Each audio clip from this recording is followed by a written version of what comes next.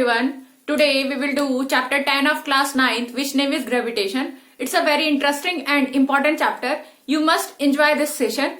So today we will cover definition of gravitation and universal law of gravitation. What do you mean by gravitation? Gravitation है क्या? Gravitation ये एक term है जो कि दिया गया है किसके through? It is given by the scientist Isaac Newton. Isaac Newton ने इस टर्म को दिया. क्यों दिया उन्होंने एक ऑब्जर्वेशन की जिसमें उन्होंने देखा कि एक एप्पल ट्री को वो देख रहे थे, ऑब्जर्व कर रहे थे, तो उन्होंने देखा कि वहां से एप्पल ट्री से एक एप्पल क्या हुआ? फॉल हुआ. तो वो जब फॉल हुआ तो वो टुवर्ड्स डाउनवर्ड गया, टुवर्ड्स द अर्थ गया. तो उनके माइंड में ये आया कि ये एप्पल नीचे जाने की बजाय वो ऊपर क्यों नहीं जा रहा, अपवर्ड मोशन क्यों नहीं कर रहा. फिर उन्होंने बहुत सारे ऑब्जेक्ट्स ऐसे देखे, बहुत सारी ट्रीज देखी, बहुत सारी चीजें देखी. जब हम ऑब्जेक्ट को ऊपर की तरफ फेंकते हैं तो वो क्या करती है? टुवर्ड्स डाउनवर्ड आने लगती है. वो अपवर्ड थोड़ी देर के लिए जाती है और वो वापस जो है क्या होने लगती है? डाउनवर्ड ही होने लगती है. तो इसके पीछे रीजन क्या है? फिर उन्होंने बहुत सारे एक्सपेरिमेंट्स किए और उसके पीछे का रीजन बताया कि भाई क्या है रीजन. दूसरी चीज, अगर हम देखें जो हमारे प्लैनेट्स हैं वो क्या कर रहे हैं? रिवॉल्व कर रहे हैं किसके? अराउंड दी सन. जो मून है हमारा वो क्या कर रहा है? रिवॉल्व कर रहा है अराउंड दी अर्थ. ये क्यों हो रहा है रिवॉल्यूशन? वो सर्कुलर पाथ में ही रिवॉल्यूशन क्यों करते हैं? वो रिवॉल्यूशन करते टाइम पे वो एक दूसरे से कोलाइड क्यों नहीं कर लेते? इसके पीछे रीजन क्या है? ये सारी चीजें जो हैं किसके थ्रू बताई गई हैं? न्यूटन ने इन सारी चीजों को बताया है. ठीक है. अब इनके पीछे उन्होंने बताया कि एक फोर्स एक्ट करता है, जिस फोर्स को उन्होंने क्या बोला? Gravitational force. Gravitational force basically क्या है? उन्होंने बताया कि जितने भी ऑब्जेक्ट हैं, एक पर्टिकुलर स्पेस की बात नहीं की है उन्होंने बोला पूरे यूनिवर्स में जितने भी ऑब्जेक्ट प्रेजेंट हैं वो सभी ऑब्जेक्ट क्या करते हैं? एक दूसरे के ऊपर फोर्स ऑफ अट्रैक्शन लगाते हैं. ठीक है. फोर्स ऑफ अट्रैक्शन लगाते हैं और इस फोर्स को उन्होंने क्या बोला? Gravitational force. ठीक है. तो सबसे पहले हम करते हैं व्हाट इज ग्रेविटेशनल फोर्स. तो उसके लिए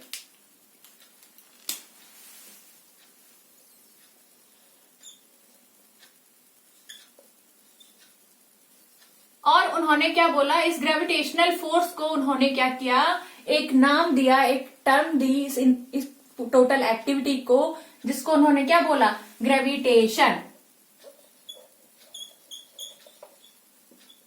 ठीक है. तो इस ग्रेविटेशन में क्या हुआ?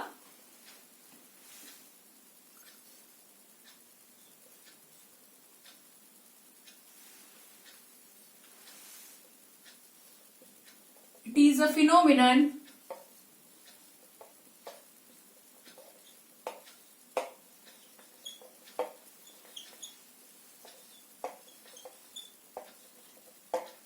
in which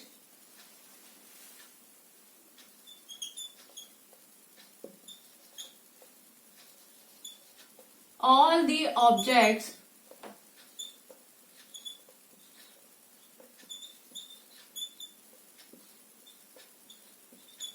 present in the universe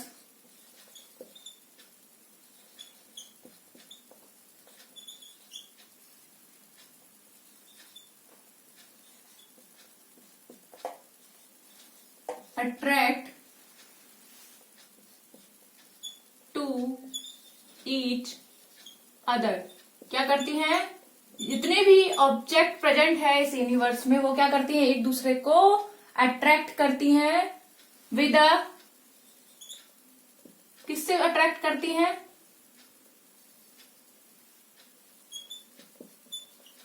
with a force of attraction.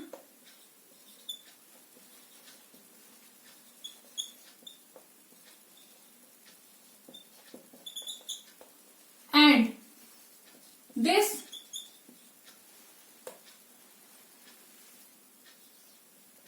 force of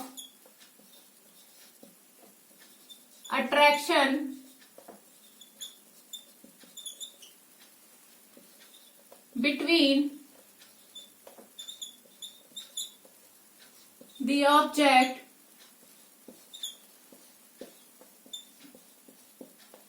is called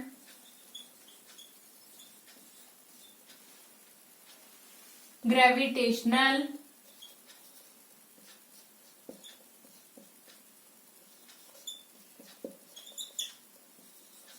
force. और ये कंप्लीट जो फिनोमिनन है वो क्या कहलाता है हमारा, ग्रेविटेशन। ठीक है, उन्होंने एक टर्म नाम दिया, क्या क्या नाम दिया इस पूरे फिनोमिनन को, ग्रेविटेशन, जिसके अंदर in which all the objects present in the universe attract the other object with the force of attraction. Okay, तो ये हमारा क्या था, ग्रेविटेशन। और फोर्स ऑफ अट्रैक्शन को हमने यहां पे क्या बोला है, force of attraction between the two object को हमने क्या कहा है यहाँ पे, ग्रेविटेशनल फोर्स। तो हमने बात की जो हमारा एप्पल है, जब वो ट्री से गिरा तो टुवर्ड्स डाउनवर्ड क्यों आया, तो उसके पीछे रीजन क्या है, what is the reason behind that, तो उसको हम पहले अंडरस्टैंड करते हैं।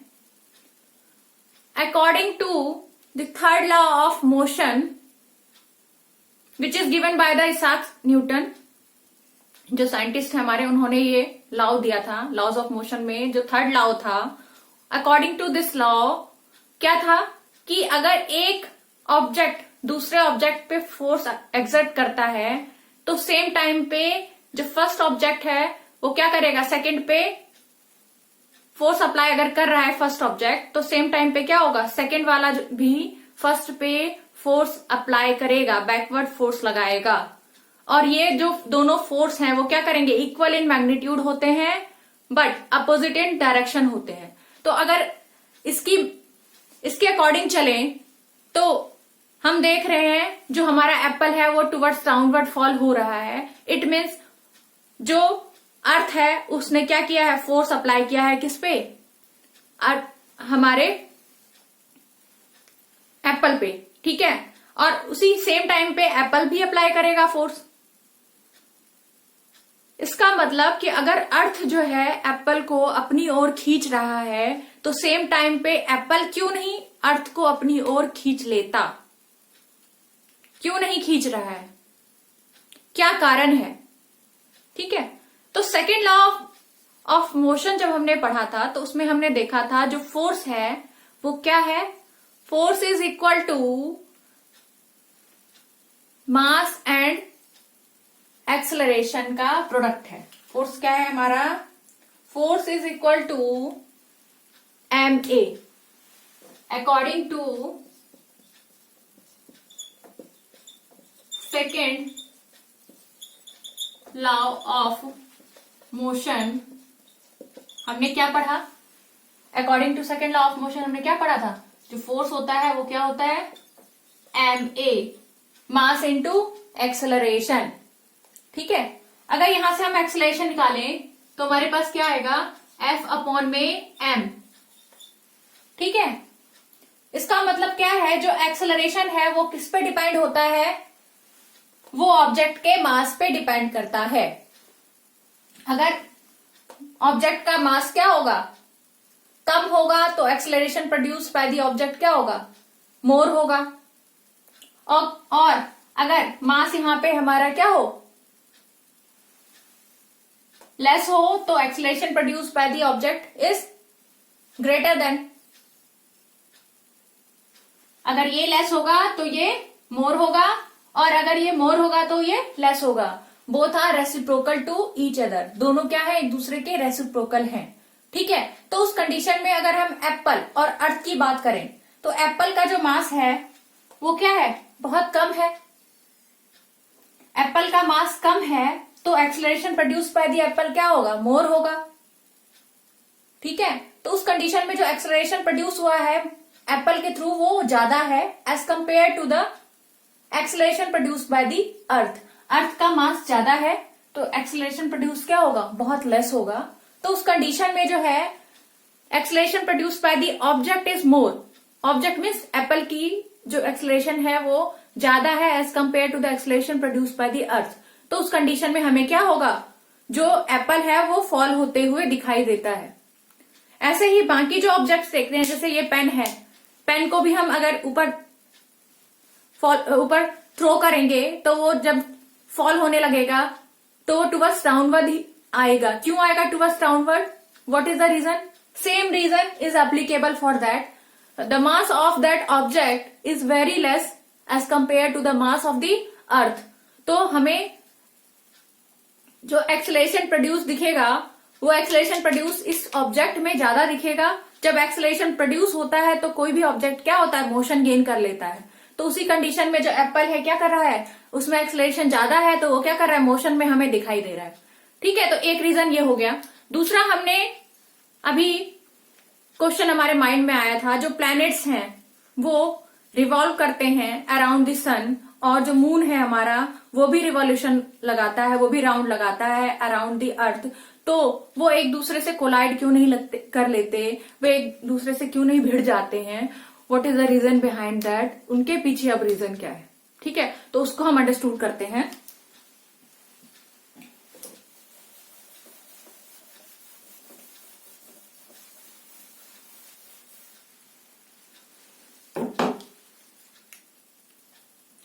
तो यहाँ पे हम देख रहे हैं कि हमारा जो प्लैनेट है उसके लिए हम एक एग्जाम्पल कर रहे हैं, जिसमें हमने देखा कि एक जो पर्सन है उसने क्या किया हुआ है, उसने एक थ्रेड में स्टोन को बांध लिया है और उसको वो राउंड घुमा रहा है।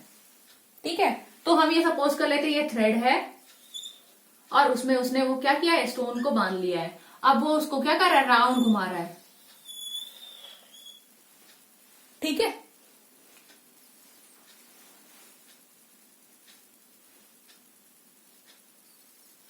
राउंड घुमा रहा है उसको। उस टाइम पे ये जो हमारा सर्कल ड्रॉ हुआ है वो उसका क्या है, सेंटर है यहां पे। ठीक है, और ये सर्कल या सेंटर से एक फोर्स जनरेट हो रहा है, जिस फोर्स को हम क्या बोलते हैं, सेंट्रीपिटल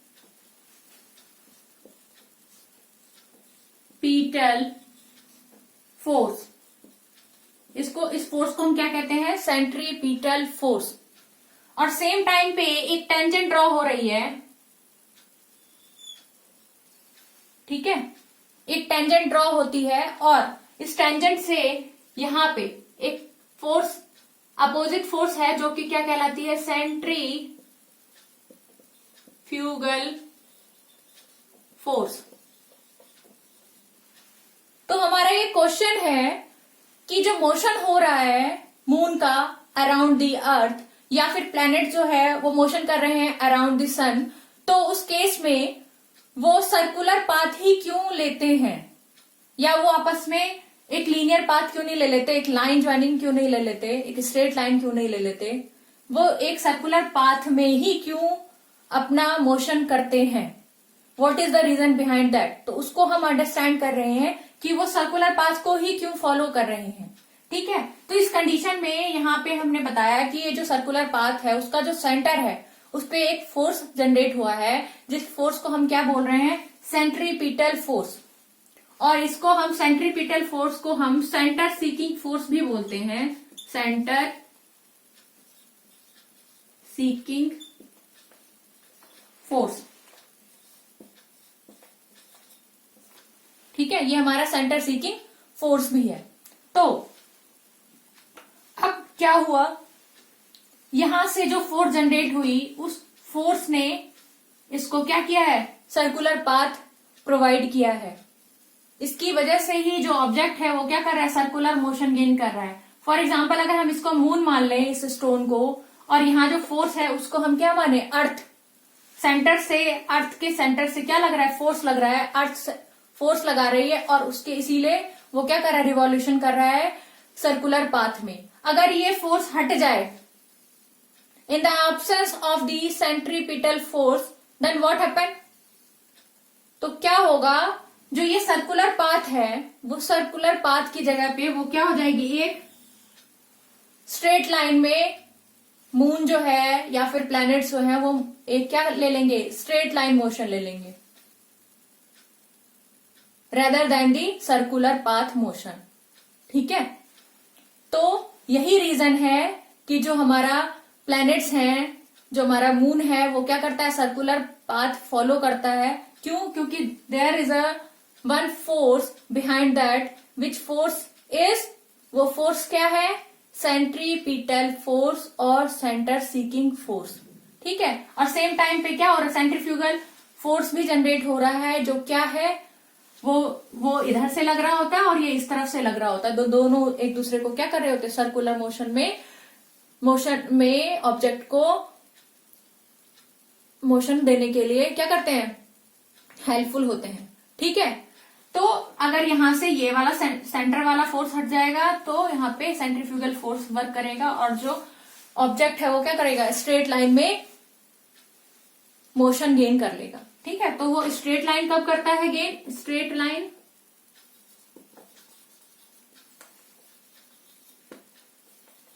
मोशन कब करेगा गेन, जब क्या होगा, इन द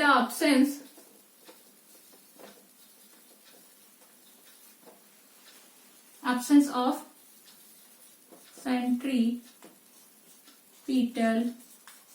force। ठीक है, इन the absence of centripetal force, जो हमारे प्लैनेट्स हैं या फिर जो हम मून की बात कर रहे हैं, तो वो क्या करेंगे, सर्कुलर मोशन की जगह पे वो कौन सा मोशन करेंगे, स्ट्रेट लाइन मोशन गेन कर लेंगे। ठीक है, तो यही कॉन्सेप्ट है प्लैनेट्स का अराउंड दी सन और मून्स का अराउंड दी अर्थ। ठीक है, तो ये कॉन्सेप्ट भी क्या है, ग्रेविटेशनल फोर्स है। ये सेंट्रीपिटल फोर्स भी एक टाइप का क्या है, ग्रेविटेशनल फोर्स है, जो कौन लगा रहा है, अगर हम अर्थ की बात करें तो अर्थ लगा रही है, सन की बात करें तो सन लगा रहा है। ठीक है, वहां से एक फोर्स जनरेट कर रहा है सेंटर से। तो ये हमारा कॉन्सेप्ट था कि जो प्लैनेट्स हैं और जो हमारा मून है वो सर्कुलर पाथ ही क्यों गेन करते हैं, what is the reason behind that. ठीक है, तो ये आप अंडरस्टूड मुझे लगता है अच्छे से कर चुके हो। ठीक है, तो नेक्स्ट हमारा टॉपिक है यूनिवर्सल लॉ ऑफ ग्रेविटेशन, तो हम करते हैं अभी यूनिवर्सल लॉ ऑफ ग्रेविटेशन। हम ग्रेविटेशन की बात कर रहे हैं बार बार, और हम क्या बोल रहे हैं कि किसने दिया है ये टर्म किसने दिया, तो इसाक न्यूटन ने दिया। तो ये चीज जो है यूनिवर्सल लॉ ऑफ ग्रेविटेशन, ये भी ग्रेविटेशन पे बेस्ड है और इसमें फोर्स की बात की गई है, यूनिवर्सल फोर्स की बात की गई है, जो अभी हमने ग्रेविटेशन में पढ़ा ऑलरेडी डेफिनेशन में। तो एक लॉ दिया गया है किसके थ्रू, इसाक न्यूटन ने एक लॉ दिया जिसको हमने क्या कहा, यूनिवर्सल लॉ ऑफ ग्रेविटेशन, क्योंकि ये यूनिवर्सली एप्लीकेबल था। ये लॉ जो है एक पर्टिकुलर प्लेस के लिए नहीं था, ये पूरे यूनिवर्स के लिए ये लॉ दिया गया है। ठीक है, तो अब हम इस लॉ को कर रहे हैं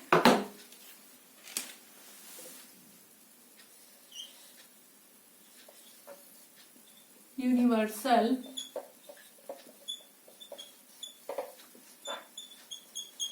law of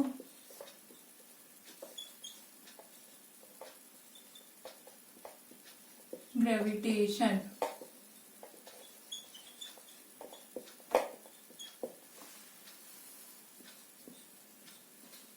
It states that every object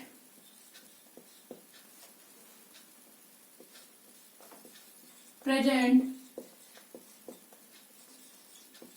in the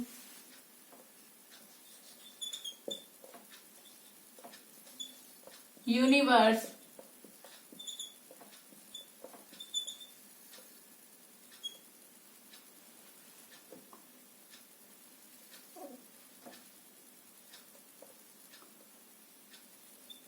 attract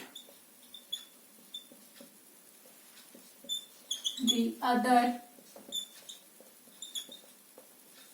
object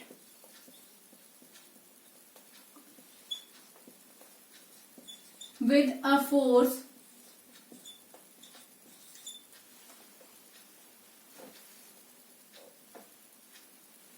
which is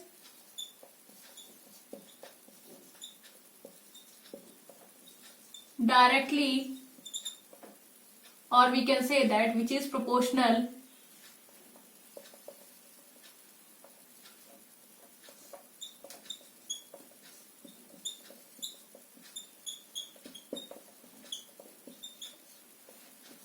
to the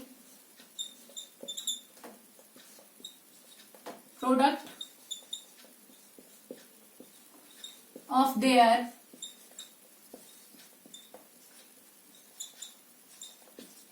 masses and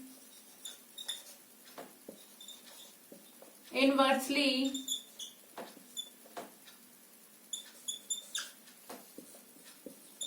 proportional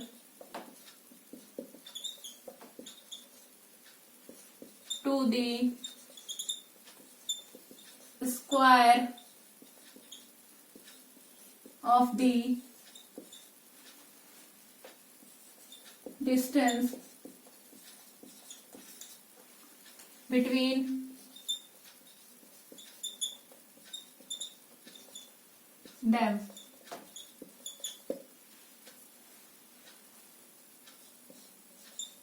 The force is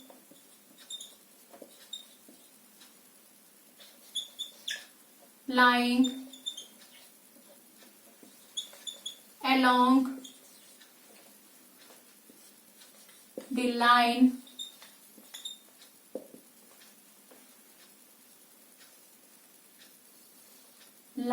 joining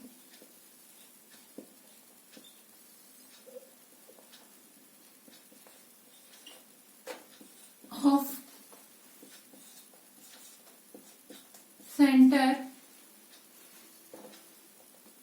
of two objects. ठीक है, यहां पे हम देख रहे हैं कि यूनिवर्सल लॉ में क्या बता रहा है. जो यूनिवर्सल लॉ है वो हमें डिफाइन क्या कर रहा है. It states that every object present in the universe attract the other object with a force. क्या कह रहा है कि जो एवरी ऑब्जेक्ट्स हैं, जितने भी ऑब्जेक्ट प्रेजेंट हैं इन द यूनिवर्स में, वो क्या कर रहे हैं, एक दूसरे के ऊपर फोर्स ऑफ अट्रैक्शन लगा रहे हैं. तो वही ये डिफाइन कर रहा है. ठीक है, क्या कर रहा है, एक फोर्स लगा रहा है which is proportional to the product of their masses. अब फोर्स को डिफाइन कर रहे हैं उन्होंने. जो न्यूटन थे उन्होंने क्या किया, फोर्स को उन्होंने डिफाइन किया कि वो जो फोर्स लग रहा है वो क्या है. ठीक है, तो उन्होंने बोला कि एक ऑब्जेक्ट अगर दूसरे ऑब्जेक्ट पे क्या लगा रहा है, फोर्स अप्लाई कर रहा है, तो वो फोर्स जो है क्या है, प्रोडक्ट ऑफ देयर मासेस. वो डायरेक्टली प्रोपोर्शनल है प्रोडक्ट ऑफ देयर मासेस का. ठीक है, proportional to the product of their masses. और क्या है, इनवर्सली प्रोपोर्शनल है. ये प्रोपोर्शनल है और दूसरा क्या है, इनवर्सली प्रोपोर्शनल है. क्या है, square of the distance between them. Inversely proportional किसके है, square of the distance between them. Distance जो है उन दोनों ऑब्जेक्ट के बीच का जो डिस्टेंस है उसके स्क्वायर के इनवर्सली प्रोपोर्शनल है, और उनके जो मासेस हैं उसके डायरेक्टली प्रोपोर्शनल है प्रोडक्ट के. ठीक है, तो ये चीज अब हम मैथमेटिकल एक्सप्रेशन भी करेंगे. उससे पहले उन्होंने ये बोला जो फोर्स कहाँ कर रही है, जो उन दोनों के बीच का जो सेंटर है, सेंटर से जो हमने एक लाइन ड्रॉ करेंगे अभी हम, तो उस लाइन पे वो फोर्स लाई कर रही है. दोनों ऑब्जेक्ट का वो फोर्स लाई कर रही है, फोर्स ऑफ अट्रैक्शन लाई कर रही है उस लाइन पे, उस लाइन जॉइनिंग पे. ठीक है, तो अब हम इसका मैथमेटिकल एक्सप्रेशन करते हैं जिससे हम इसको अच्छे से अंडरस्टैंड कर पाएंगे. ठीक है, सो लेट्स स्टार्ट. यहां पे क्या कह रहा है कि वी आर सपोजिंग हेयर, यहां पे हम सपोज कर रहे हैं कि दो ऑब्जेक्ट हैं. There are two objects. First one has mass capital M, एक का मास कैपिटल एम है और दूसरे का मास क्या है, स्मॉल एम है. तो हम यहां पे दो ऑब्जेक्ट बनाते हैं. ठीक, एक ये हमारा ये हो गया और दूसरा हमारा हो गया ये. एक का मास क्या है, कैपिटल एम, और दूसरे का मास क्या है, स्मॉल एम. यहां से हमने एक सेंटर ड्रॉ किया है और इन दोनों सेंटर से हमने क्या किया, इन दोनों को लाइन ज्वाइनिंग की है। और ये हमारा क्या है, एक डिस्टेंस है।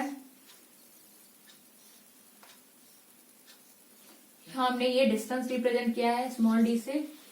स्मॉल डी क्या है हमारा, डिस्टेंस। और यहीं पे हमारा क्या लग रहा है, फोर्स लग रहा है। ये हमारा क्या रिप्रेजेंट करेगा, फोर्स।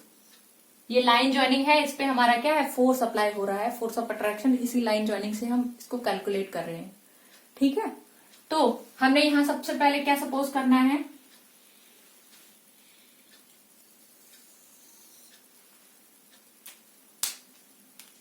कि हमारा ऑब्जेक्ट का मास क्या है।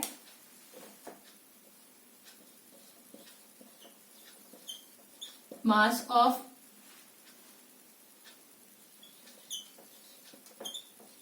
ऑब्जेक्ट,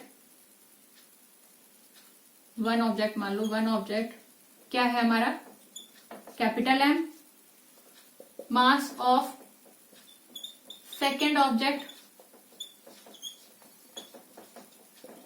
स्मॉल एम हो गया।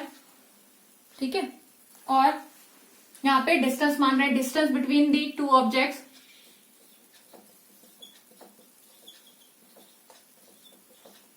बिटवीन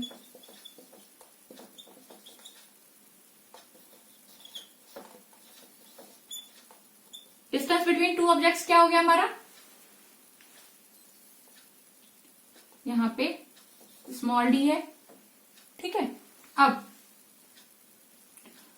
फोर्स कितना लग रहा है, force of attraction, force of attraction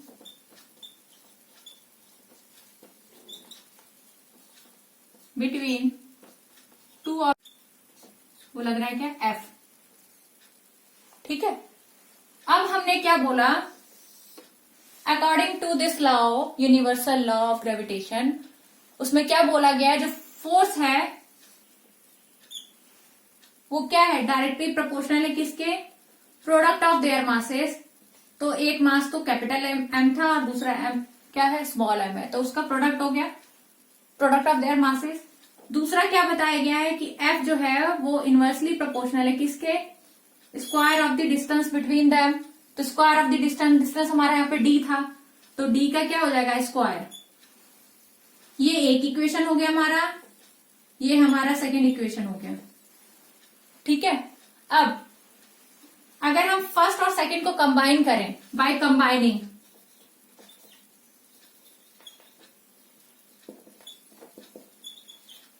equation first and second, तो हमारे पास क्या आता है यहाँ पे, F is directly proportional to M, M upon में डी स्क्वायर।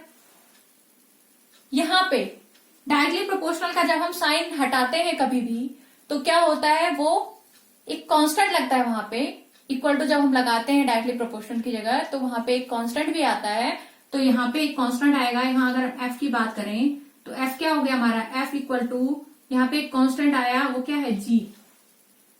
ठीक है, और ये हो गया कैपिटल एम, ये हो गया हमारा स्मॉल एम अपॉन में डी स्क्वायर। ठीक है, ये हमारे पास डिराइव होके आया, जो हमारा फोर्स है वो हमारे पास क्या आया, डिराइव होके आया कि फोर्स ऑफ अट्रैक्शन कितना लग रहा है। ठीक है, ये डेरिवेशन पूछा जा सकता है आपको, ये बहुत इंपॉर्टेंट है। अब इसमें हमारा जो जी है वो क्या है, इसमें जी जो है हमारा, जी की अगर हम बात करें यहाँ पे, तो जी हमारा क्या है, जी है हमारा ग्रेविटेशनल कांस्टेंट, और कांस्टेंट ऑफ प्रोपोर्शनैलिटी भी बोल सकते हो इसको आप, और क्या बोल सकते हो, gravitational constant, constant of proportionality और ग्रेविटेशनल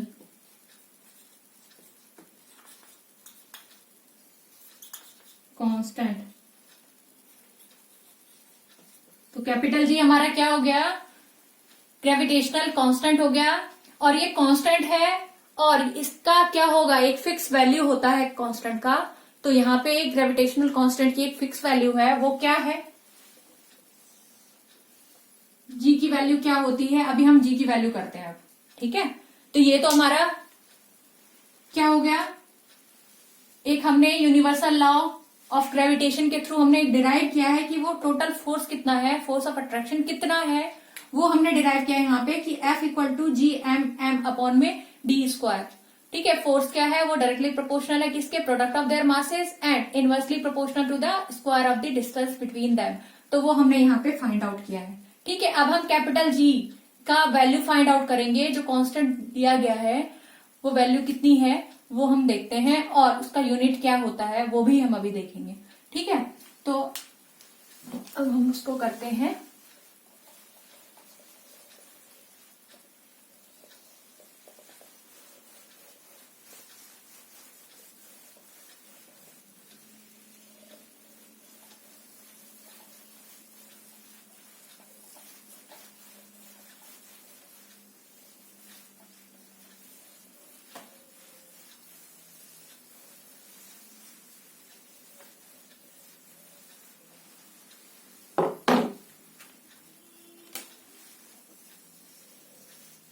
तो अभी हमने क्या किया है यहाँ पे, F जो है वो किसके इक्वल टू है, F is equal to G M M upon में डी स्क्वायर।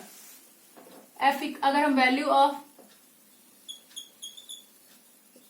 कैपिटल जी की बात करें तो उसके लिए हम अब निकाल रहे हैं वैल्यू ऑफ कैपिटल जी, हम कैसे निकालेंगे। ठीक है, तो यहां पे हमारे पास F इक्वल टू आया क्या, जी एम एम अपॉन में डी स्क्वायर। ठीक है, ये हमने डिराइव किया था। अब यहां से हम जी की वैल्यू निकालेंगे, तो जी की वैल्यू हमारे पास क्या आएगी, एफ, ये जाके वहां मल्टीप्लाई में हो जाएगा, यहाँ पे हमारा किसमें है, यहाँ पे हमारा ये नीचे है ना, तो वहां जाके क्या हो जाएगा, मल्टीप्लाई हो जाएगा। ठीक है, यहाँ डिवाइड में था।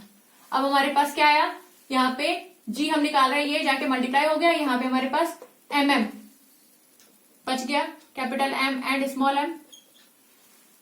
ठीक है, तो ये हमारे पास क्या आया, ये जी की वैल्यू आई, कैपिटल जी की वैल्यू आई। अगर कैपिटल जी को डिफाइन करना हो तो वो क्या है, एफ डी स्क्वायर अपॉन में एम एम। अब हम इसके यूनिट की बात करते हैं, यूनिट की बात करते हैं, तो यूनिट क्या होगा कैपिटल जी का, unit of capital G, F, F का यूनिट क्या है हमारा, न्यूटन। डी हमारा क्या होता है, डी हमारा हमने यहां लिखा था, डी हमारा क्या है, डिस्टेंस है, distance between the two objects है ना डी। तो डी का अगर डिस्टेंस की बात होती है तो डी का यूनिट क्या होगा, डिस्टेंस का यूनिट क्या होता है, मीटर। यहां पे डिस्टेंस स्क्वायर है तो मीटर स्क्वायर हो जाएगा, अपॉन में एम, कैपिटल एम क्या है, केजी, और स्मॉल एम भी क्या है, केजी, दोनों का यूनिट केजी होता है मास का। तो हमारा यहाँ पे क्या हो जाएगा, केजी स्क्वायर। ठीक है, तो यहां हम इसको लिख सकते हैं न्यूटन मीटर स्क्वायर पर किलोग्राम स्क्वायर। ठीक है, न्यूटन मीटर स्क्वायर पर किलोग्राम स्क्वायर हमने लिख दिया इसको।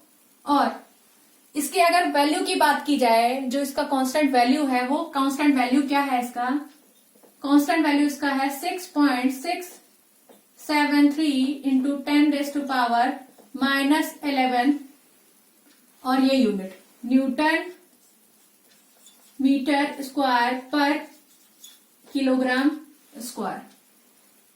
ठीक है, तो आज हमने वैल्यू ऑफ कैपिटल जी भी निकाला, जिसमें क्या था, एफ को हमने जो फोर्स ऑफ अट्रैक्शन निकाला था, ठीक है, बिटवीन दी टू ऑब्जेक्ट्स, वो क्या था, M G M M upon में डी स्क्वायर। और इसको हमने जब हमने क्या किया, टी स्क्वायर को उधर ले गए, जी हमने इसमें से निकाला, तो हमारे पास कैपिटल जी क्या आया, एफ डी स्क्वायर अपॉन में एम एम। ठीक है, और उसका हमने यूनिट फाइंड आउट किया है आज। ठीक है, अब हमने अभी यूनिवर्सल लॉ ऑफ ग्रेविटेशन किया, उसके कुछ इंपॉर्टेंस हैं, तो उसके इंपॉर्टेंस क्या क्या है, अब हमने उससे क्या फाइंड आउट किया। ठीक है, तो वो समझते हैं। यूनिवर्सल लॉ ऑफ ग्रेविटेशन से हमें क्या इंपॉर्टेंस मिला है, हमें ये इंपॉर्टेंस मिले हैं कि इसने बताया कि एक फोर्स है जो हमें क्या कर रहा है, एक दूसरे के ऊपर हम वो फोर्स लगा रहे हैं। वो फोर्स कौन सा है, फोर्स ऑफ अट्रैक्शन। ठीक है, तो इससे हमें ये पता चला कि एक फोर्स ऐसा है जो क्या करता है, हमें बांधे रखता है, किससे, अर्थ से।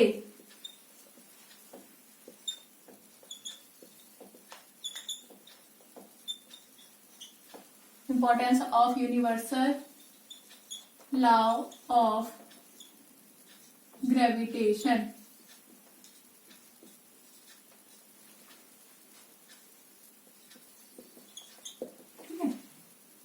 क्या है इंपॉर्टेंस, फर्स्ट इंपॉर्टेंट हमें क्या पता चला इंपॉर्टेंस, कि एक फोर्स है जो क्या कर रहा है, बाइंड कर रहा है हमें विद द अर्थ। ठीक है, तो हम लिख सकते हैं यहां पे force which bind us with the earth. दूसरी चीज हमें क्या पता चली, जो मोशन है, motion between the earth and moon and motion between the planets and sun. ठीक है,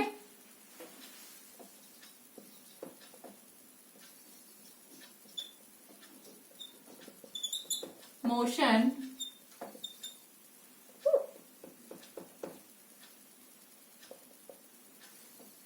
of moon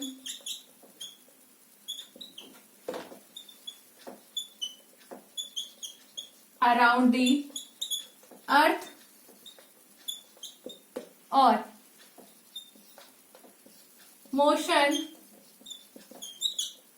of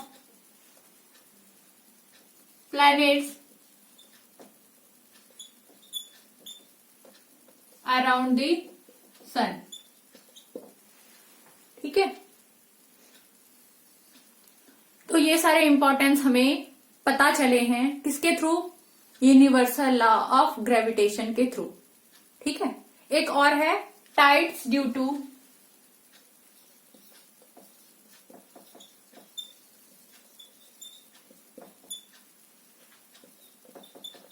sun and moon.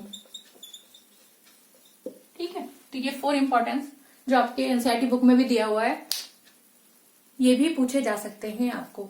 ठीक है, तो आज हमने क्या क्या किया, टुडे वी हैव डन, क्या क्या हमने किया है, definition of gravitation and universal law of gravitation. What is the importance of universal law of gravitation, why the Apple fall towards downward not upward. ठीक है, why the planets revolve around the sun in a circular motion, not in a straight line। ठीक है, तो ये सारी चीजें हमने आज की हैं। So it's a very important topics. I think you have learn और you have enjoyed these complete session। So wait for the next video and bye everyone।